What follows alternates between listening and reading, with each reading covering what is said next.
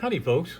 Well, I saw Jay and Silent Bob Reboot, and I'm going to tell you a few things. First, I'm going to start off saying I almost didn't see this movie, and I'll tell you why. And not because I didn't want to, but you'll understand, hopefully.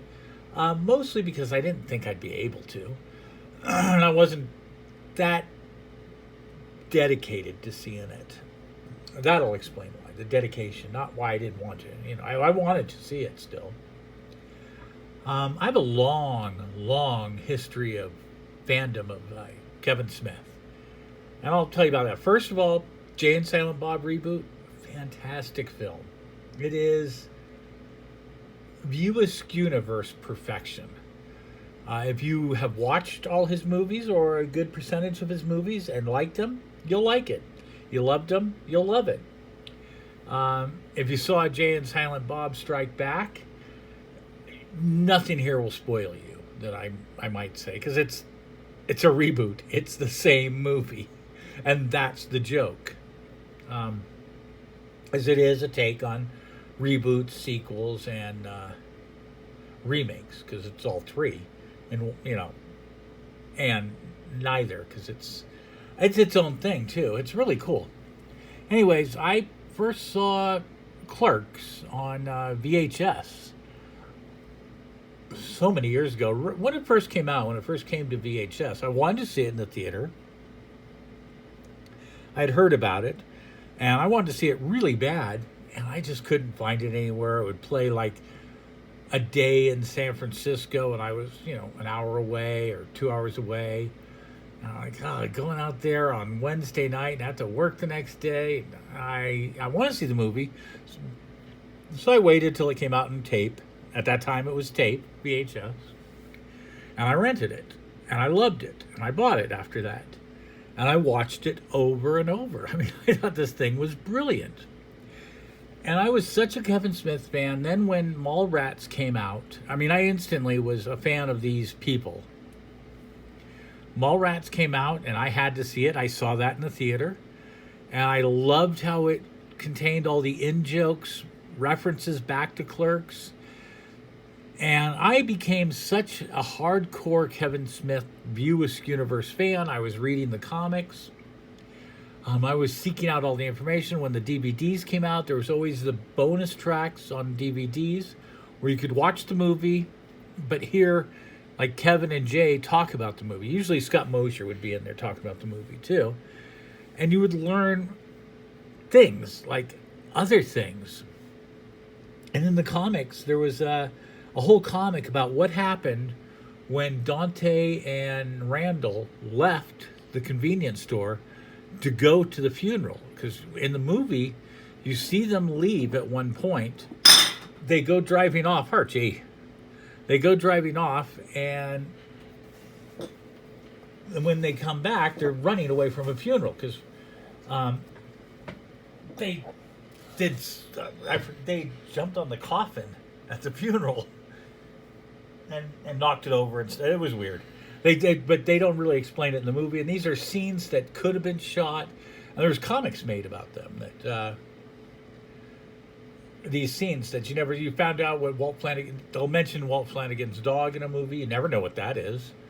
And you see it in the comic and they explain it's a dog that is perpetually aroused that chases people. So, and other stuff like that. So I was always a fan of the whole View Universe, every bit of it. And I always loved how everything tied into everything. And it was really neat, it was really comic booky, because comic books you used to be able to read Superman, you'd read Batman, you'd read Flash, and you realize sometimes you're reading parts of a bigger story, and that's what he was all doing.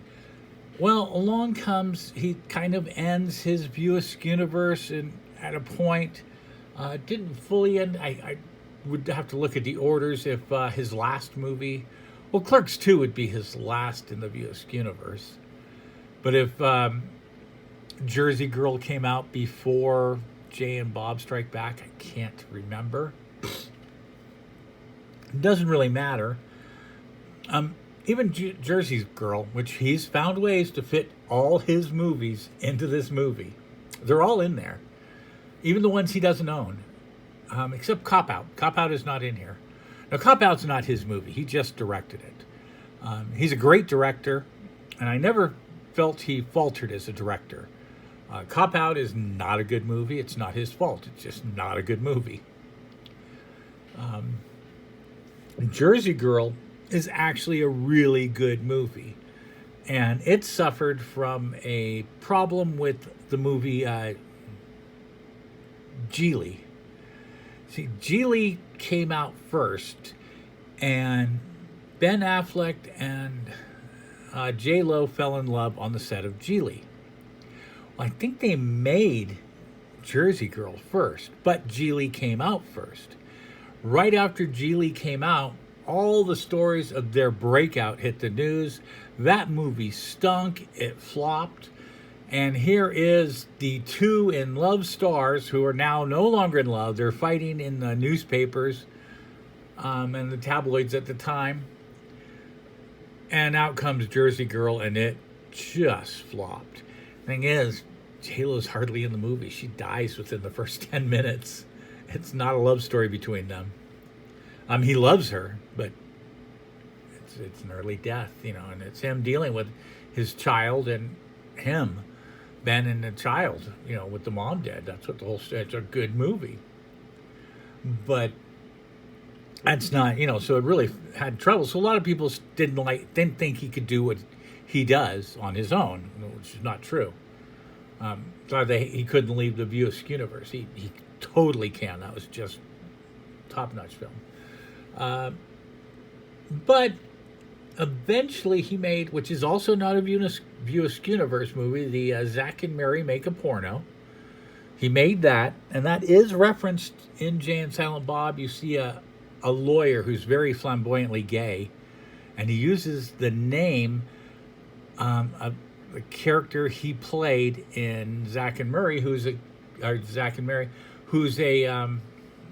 gay porn star, and he makes a lot of gay references.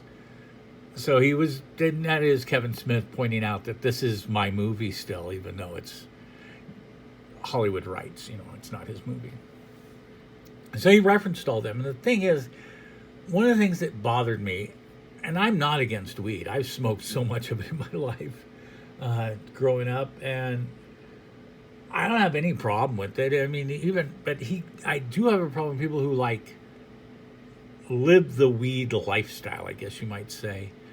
They just praise it and they love it. I mean, it was fun. I liked it. It was a good drug.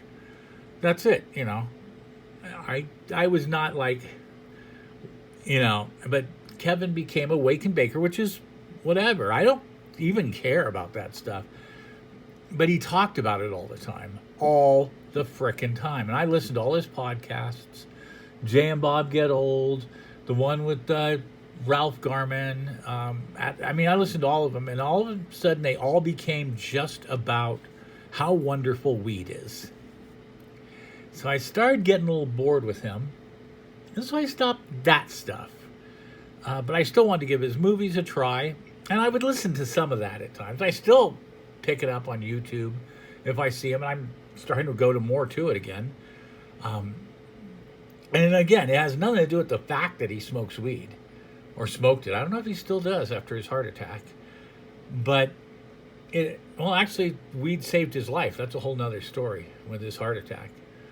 But, and I had no problem with that. I feel it did not make him better. He felt it made him better as a writer.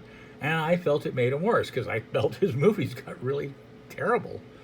Although I have not seen Tusk or Yoga Hosers, so I can't say they're bad. They just sound so bad. Because I saw Red State, and I actually liked Red State. My problem here and this Red State leads, and Tusk, Yoga Hosers, and even Silent Bob leads to why I almost didn't see Jay and Silent Bob. With Red State, he did a thing where he wanted to independently release the film. Great idea. He wants to get out of the studio. He doesn't want the studios telling him what to do. He wants as much control as he can. That's good for a creator if you're really going to create something. And he did. And with Red State, if you wanted to see Red State, you really had to buy the DVD from him when it came out. I wasn't on. I mean, there really wasn't a whole lot of platforms to watch it on. But that was it. That was the only way to see it because he didn't want to go through the Hollywood distribution. And I don't blame that. That's not bad. It just was so hard to see. But I did it. I bought the DVD and I watched it and I thought that movie was fair. And to me, the problem is he called it a horror film. And it's what would really, he said it was his first foray into horror. And then he started, and this is a spoiler for Red State. It is a Westboro Baptist church movie. The church in the movie is not the Westboro Baptist Church, but it is. They're just not called it. And I don't know if you don't know the Westboro Baptist Church, and if you don't know chick tracts and things like that, you can find out about those fundamental religious things on my channel at any time. They hate everything. And they want everyone to die, and they think the world is going to be ending at any time. And that's what this movie is they're waiting, and they're waiting for the angels to triumph and prove that they're right because Judgment Day is here, and they're going to be the chosen ones that get to go to heaven. And all the gays and people who are fornicating and having sex and all the bad people are going to not make it to heaven, and they might as well just kill them because, well, they kill them. That's why it's a horror movie. The Westboro Baptist Church doesn't kill them; they just shun them and are vile to them. But that's the movie. They're killing these people because they're gay, because they had sex, and because they're horny teenagers, and whatever their reasons were. And then the trumpets blare, which would be the coming of the angels, but it's actually just a siren. One of the basic air raid sirens doing its testing. It went off on accident, and they thought it, and I guess they end up, I forget at the end, they killed themselves or something like that. It was a really decent movie. And then I found out what the original ending to the movie was. The original ending was it wasn't going to be an air raid siren. It was going to be the angels trumpeting and them coming to earth, and that the church, the right-wing church, was right. And that the people we thought were horrible were actually right. And that to me is kind of horrifying. I guess, it's more of a horror movie for them to have been right than for them to just be wrong and kill themselves at the end. I mean, you had horror going all the way along, but if you find out the monster is actually the good guy at the end, that's a twist that, that to me as a horror enthusiast, enjoyer, I was like, that's so unusual and so unique. And why did he chicken? He said he chickened out. He said he didn't think people would like it. He thought it was too much to do that and too hard. And I'm like, I don't trust him with horror then. I trust him with comedy. I trust him with sex comedies. I trust him with, all kinds of stuff. Love stories. Oh my God. Chasing Amy is one of the greatest love stories, I think, of our time. But I didn't trust him with horror, so I just completely skipped out on Tusk. I thought the premise sounded stupid, and I didn't think he had a concept of horror anymore. I think he would get chicken if it went too scary to him. And I thought the premise sounded really dumb, turning a guy into a walrus. Now I've been told that it's a great body horror movie and it's worth watching. And I skipped out on Yoga Hosers because it's a sequel to Tusk, for one, and it just didn't sound good. And I've heard since that it's a stinker, but who knows? I'll go back and watch it someday. But they were also harder to see. You had to either purchase the DVD or find a way to see it. And when Jay and Bob was released, it was the same way. It came out back in October or so. And it would be like a one-day engagement at the theater near you. And to me, it was just a pain in the ass to see. So when I was asked, will you be watching Jay and Bob? I'm like, whatever, if I can. I'm not going out of my way. And I didn't go out of my way. I just happened to see it was on Amazon. So I watched it. And I was blown away at how good it was. He really has his chops back Not that he ever fully lost them, but it's as good as Jay and Bob Strike Back. It's as good as Clerks 2. It's right in the Viewisk universe, and the cameos in it they make sense. They're smart. He of course brings his kid back in it. His kid's always in the movies. In the poster, you see her with the hockey stick, and that would of course be a reference to Dogma. She smacks someone with the hockey stick. His wife's in it. She plays a lady at the Mobies who pulls him off into the bathroom I think she blew him. Stuff like that. And all his friends are in it. He gets them all in it. And even, you'd think that he pulled, I guess people say he pulled, I don't think he pulled any strings. These are people he knew. When you see, one of the better scenes is the Blunt Man v. Chronic is the movie they're remaking. And of course, instead of Blunt Man and Chronic, it's Blunt Man v. Chronic because it's Batman v. Superman.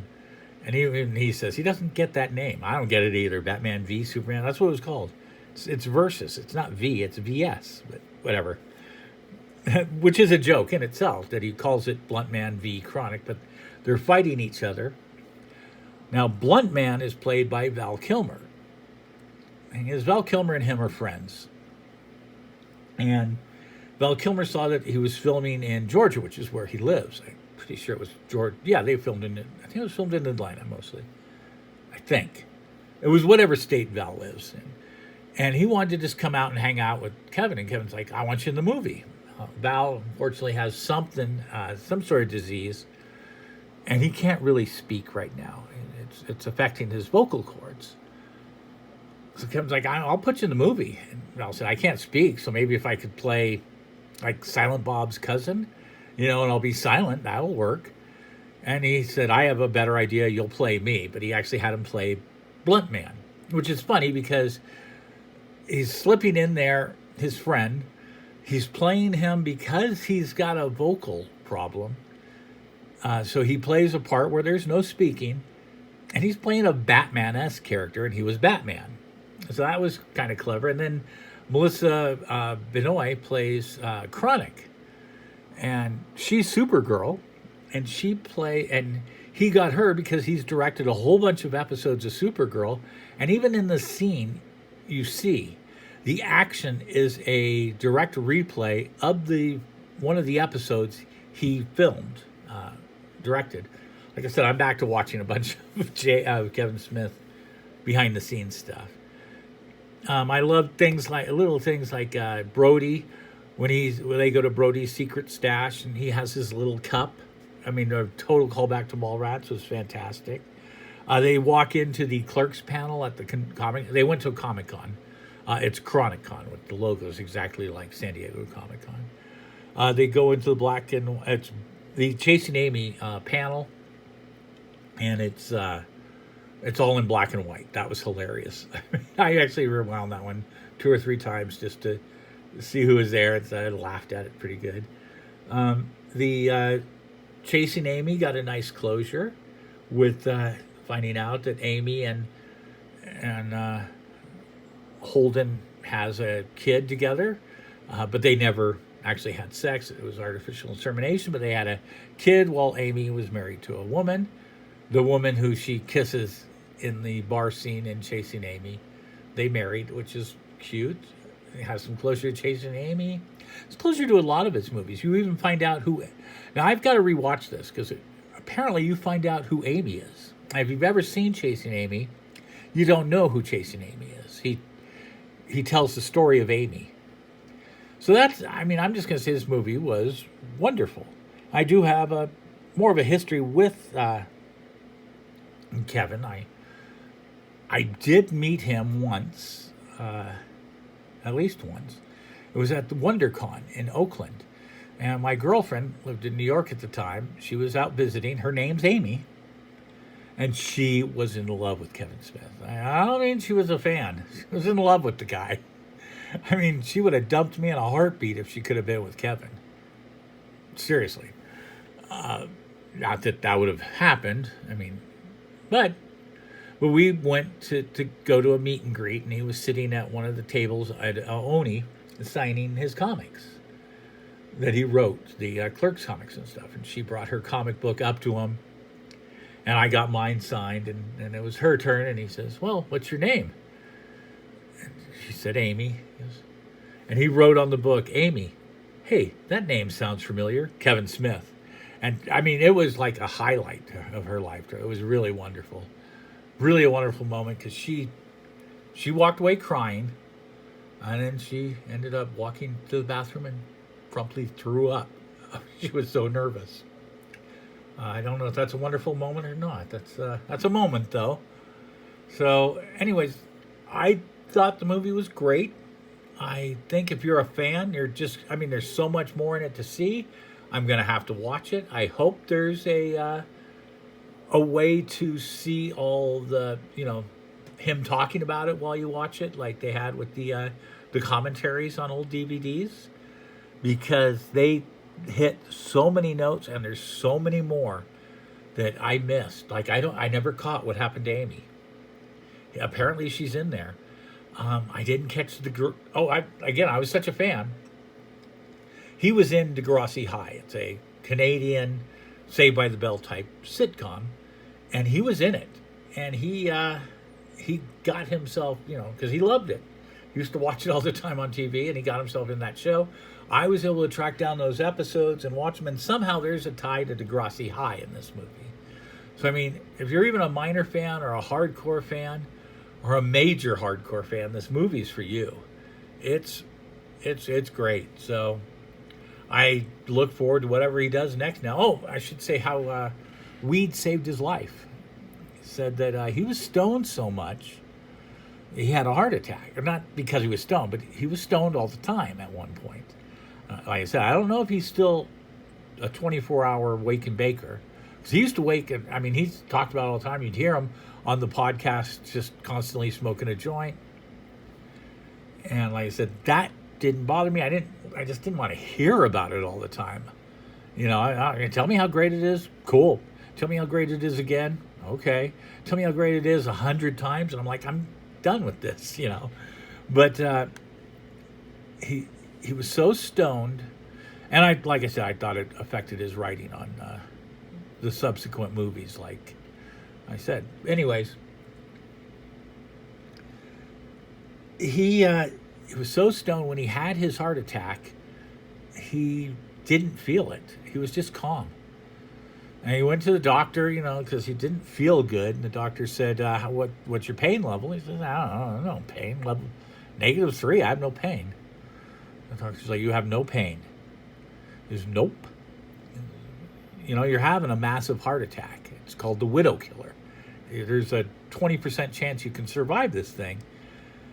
And he says, most people, when they start feeling it, I guess he found this out after, because you don't tell them that at the moment.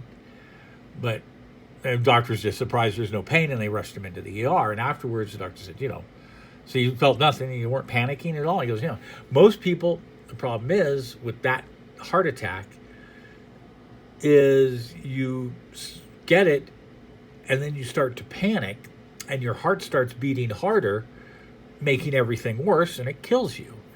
Well, he was so stoned, he didn't panic. He just was calm as could be, and they said that was the perfect thing. So I would never say it was bad for him. I do think it didn't hurt his career either. I think it just made me less interested in a few of his movies. Not even a lot, too. So, big deal. Anyways, again, Jay and Bob, great flick. Watch it. All right. Thanks. And if you like this or anything like it, go ahead, please subscribe.